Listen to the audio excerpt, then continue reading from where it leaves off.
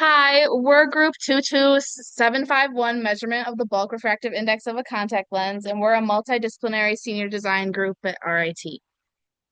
So the metrology team at Bausch& Lomb does not currently have a method of measuring the bulk refractive index of a contact lens.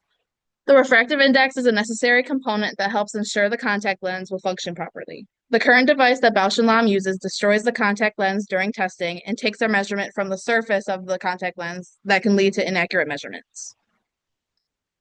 The goal of this project is to design and create a prototype device that can measure the refractive index of a contact lens from the bulk of the lens material. So the prototype device will be designed to not have the risk of deforming the lens, and it will also be designed to not modify the water content of the lens itself. This resulting prototype needs to adhere to all customer requirements to support future projects at Bosch& and Lomb. So for our approach, we utilized a Bristol optical thickness probe, which uses a laser to provide optical thickness measurements of different layers. So we took the optical thickness of several layers, including the contact lens and the liquid and air around it, and plugged it into an equation, and that would give us the refractive index of our contact lens. Our project mainly focused on the mounting and alignment of the probe, as the equation and math behind it was already set, but it needed to be aligned precisely at the apex of the contact lens within an error of plus or minus a degree, which proved challenging. So in the end, a stand was created resembling a microscope where the probe could be adjusted in the Z direction, and a two-axis stage was mounted to the base, allowing the lens itself to be moved in the X and Y direction for proper alignment. The result expectations. The slanted build design of our stand will help to eliminate any air bubbles in the cuvettes, leading to more accurate results. As well as this, a fixed distance between the probe and the contact itself will remove the Z direction variation in our results.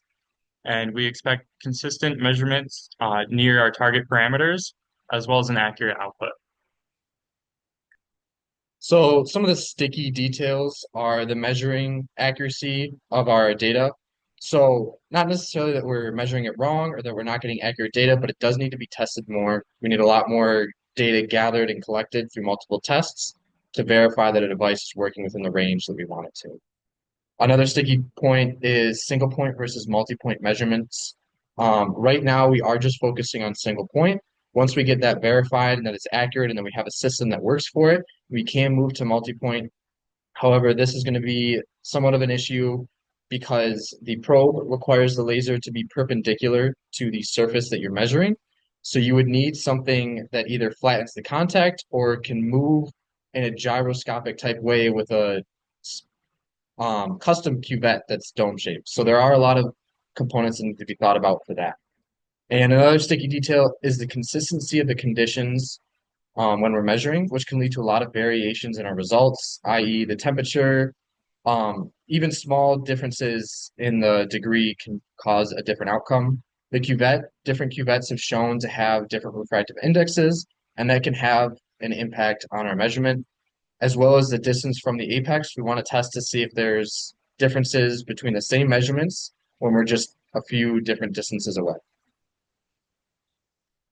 And for our acknowledgements, we would like to thank Kyle Reeser, Joshua Slane, Donald Popel, and the MSD department for helping us with this project.